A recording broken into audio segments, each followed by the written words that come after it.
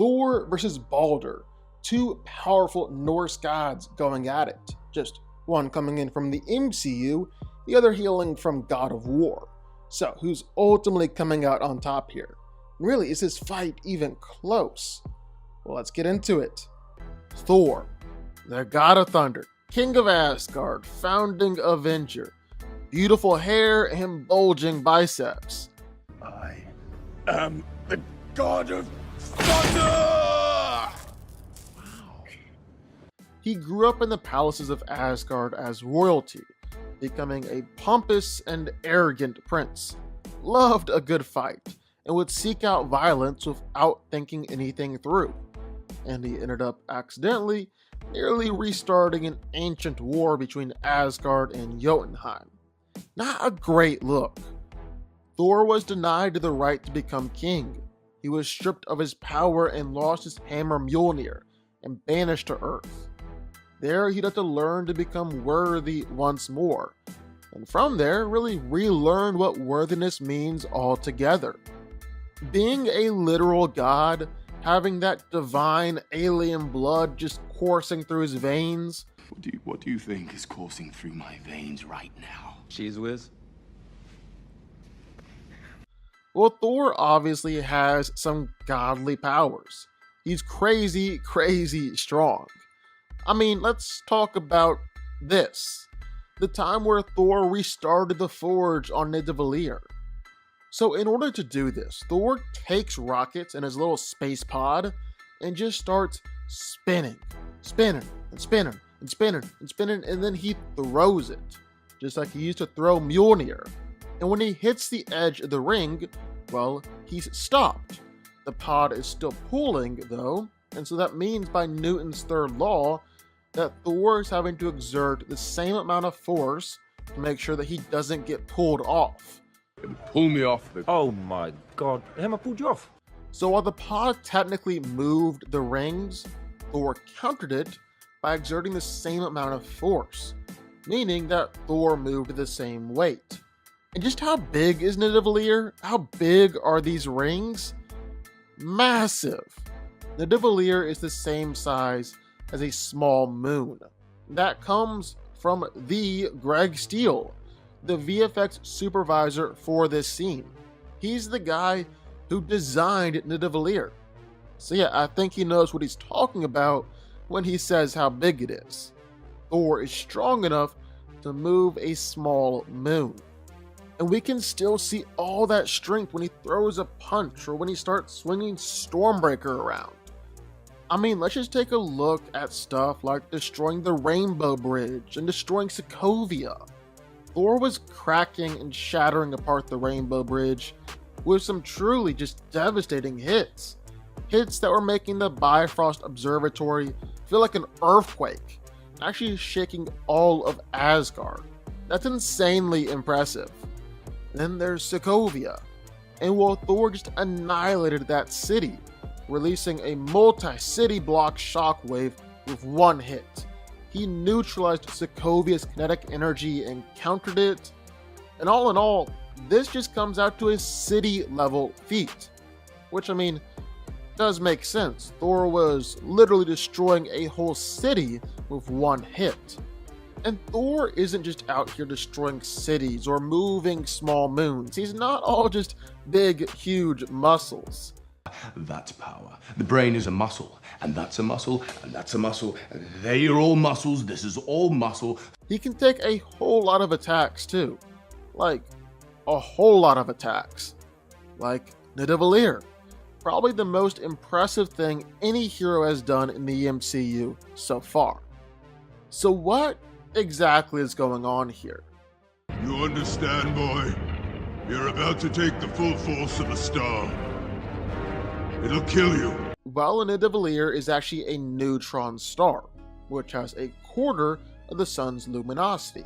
But here's the thing, you can't say that Thor was taking all of the star's power. He was actually just taking all the energy that was hitting him directly.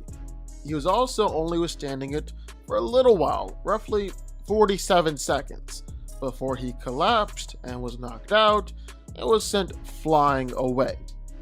So what's all this mean? Well, track with me here. The largest nuclear bomb ever detonated was a 50 megaton explosion, or 50 million tons of TNT. Thor taking the neutron star is equivalent to him surviving the largest man-made nuclear explosion every 100th of a second for 47 seconds straight, or surviving this explosion for 4,000 times, back to back to back to back to back, just over and over and over again. That's what Thor did here, which is just absolutely insane. However, he was knocked out. He clearly has his limits, even within this absolutely crazy showing. But it's also Thor on his very, very best day. I mean, the Russo brothers have said before the only reason that Thor survived the neutron star was because he was that determined to kill Thanos. Normally, he couldn't survive as well against something like that.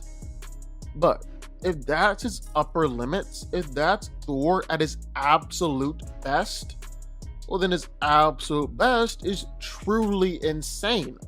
Kinda puts Superman's one nuclear bomb to shame. And it doesn't just stop there. It's not just strength and durability. Thor has plenty of other powers too. I mean, like his lightning. It can kill Chitauri Leviathans. It can help melt vibranium. He can throw lightning out absolutely all around him, send Hulk flying, send Thanos flying, and all this is just really scratching the surface. I mean, the guy is creating massive storms all around him in an instant. But it's really when he combines his lightning and Mjolnir or Stormbreaker. That's when he's at his absolute best. And when he does that, well, the dude almost took out all of Jotunheim. Seriously, I'm not kidding. It was shaking the whole planet, cracking the ice layer of the ice world, and formed a giant canyon that dropped out to the depths of space. And it's not just that, because Thor actually created a canyon that was roughly 100 times the size of the Grand Canyon, the grandest of all canyons. The director even said that Thor had broke the floor of the planet apart with just one hit, with just one lightning blast. The damage that Thor has done, which is essentially breaking the very floor of the planet up. That's not even the strongest lightning bolt that Thor has ever created. Nah, he saved that one specifically for his sister. I mean, it completely consumed the palace, which is already like the same size as mountains. So pretty freaking impressive. You do not want this fight. Oh,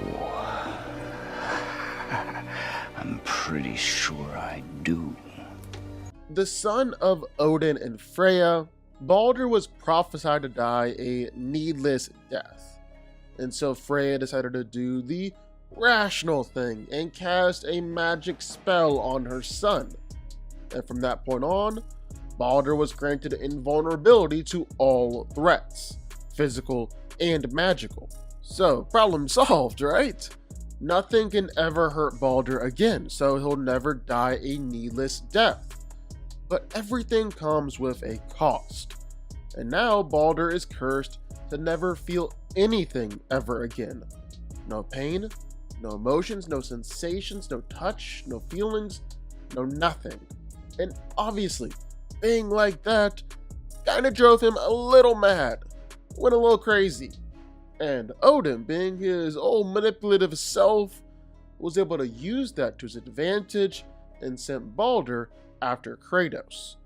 And we all know how that about went. Now Baldur might look like a weird druggie, just a meth addict who showed up on your front door, but he can secretly pack a punch. He can send Kratos flying with a hit. He can throw him around and punt him around and hit him with a suplex and shoulder check him into a mountain. Just absolutely wail on the God of War. One time during their fight, he picked up a massive boulder, 900 tons, just chucked it at Kratos. threw it like an absolute fastball too, 62 miles per hour. He's matched Kratos in strength before and legit created a canyon in Kratos' front yard. He's even pinned Kratos down with one hand and held back Atreus with the other. Now, holding back Atreus isn't like the most impressive thing, but holding back Kratos with just one arm? Well, that's crazy impressive. And then there's Baldur's durability. That's his big thing here. He can shrug off beatings from Kratos. He can go up against Kratos operating with Spartan rage. He can be slammed into mountains and hit with trees, and arrows ain't gonna do nothing to him, and you really can't do anything against him. You just can't. Kratos' specialty is killing gods, and now he's run up against his match, a god that he truly can't kill. Baldur is unable to feel anything. He can regenerate from anything Kratos throws at him. Kratos even snapped his neck, and Baldur was just down for the count for a little while, not truly out of the fight. And even after the immortality curse was broken, well, Baldur is still a god. He's still crazy tough. Like, he can get stabbed by Kratos, beat up on by Kratos, take explosions, fight while literally on fire, survive some epic father-son beatdowns, and then just getting absolutely demolished by Kratos right afterwards. But the difference is, he can be killed. Snap his neck this time and he's done for. Now, one thing that is unique about Baldur is that he's got magic. Hocus pocus, alakazam, and all that. He can shoot out waves of ice and fire out ice projectiles and just throw ice all around. Then he can instantly switch it over to fire too. Start throwing on fireballs like he's Mario out there. End of the day, even if he looks like your friendly neighborhood drug dealer, Baldur is the last person you want to see knocking on your front door. So, who wins here? Well, let's break it down a little bit. Now, Thor has done some extremely impressive stuff throughout the years. He is a god and one of the most powerful heroes in the MCU. You gotta give him his flowers. Like moving the rings in Nidavellir and restarting the Forge. That's a moon level or small planet level strength feat. Thor clearly just has muscles to spare. It also all translates over into how he swings that hammer, using it to destroy cities, or even using it to fracture apart Jotunheim and bust up different levels of the planet. And that's just a repeated thing for him. Same with durability. Thor can take attacks from Thanos and Power Stone blast to the head and be slammed all around by Hulk.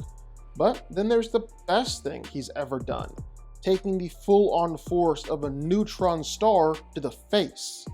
You can do the same up and down here, lightning and striking and speed and all of it. Thor has more feats than Baldur, and on the surface it looks like he has more impressive feats, just more spectacle and flash and everything. But of course that's not entirely fair, now is it? For starters, even though Baldur might not look as strong as Thor, he's actually very, very strong for looking like a skinny drug addict. He's proven himself against Kratos multiple times and even knocked out Jormungandr with just a few punches, a more impressive feat than when Hulk tried to knock out Surtur. And even if you want to argue that Thor is stronger because he can pull off some planet level feats, there's no way that he's tougher than Baldur. Even if Thor can take neutron stars and shots from the Power Stone, he's still got nothing on Baldur. In fact, when it comes to him, well, he can take all the damage and not feel anything. Take every punch from Kratos, every hit, every beatdown, all of it, and not feel a thing. Same thing should play out here with Thor. Every punch, every swing from that hammer, every lightning bolt, and Baldur can't feel any of it. And then speed. Baldur is definitely faster than Thor too.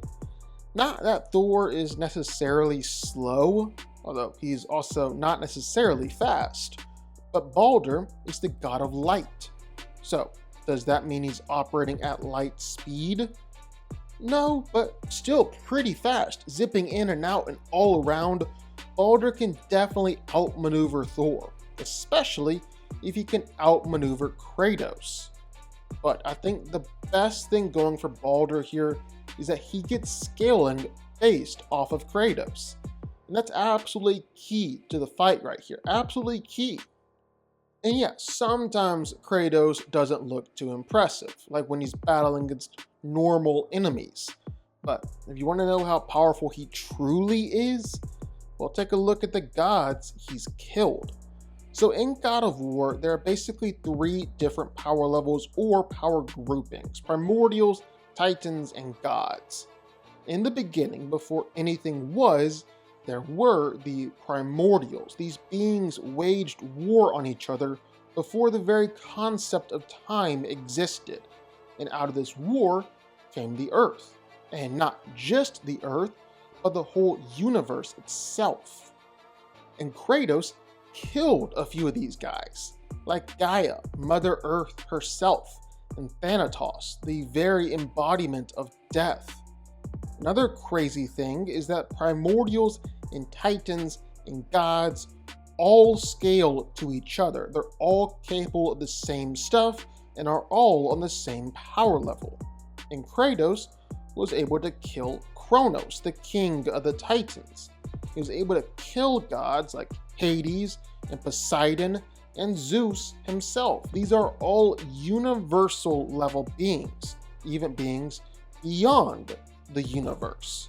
And Kratos is killing them. And Baldur is fighting pretty much equally on par with Kratos, even outfighting and beating up on him. Even when you take away Baldur's invincibility, well, he's still squaring off against Kratos like nothing happened and knocking out giants with just a few hits.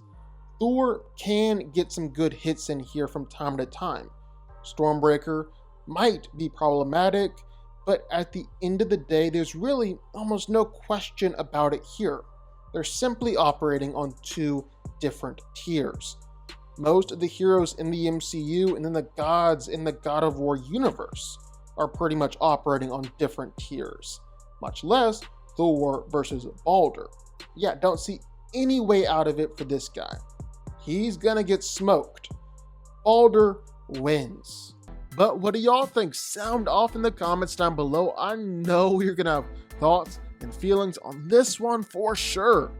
If you stuck around this long and made it to the end of the video, that's amazing. Thank you so much for watching and for supporting us. And if you want to go subscribe, well, go subscribe. You're going to see more videos like this one every single week. I'll see y'all then. I'll see y'all next time.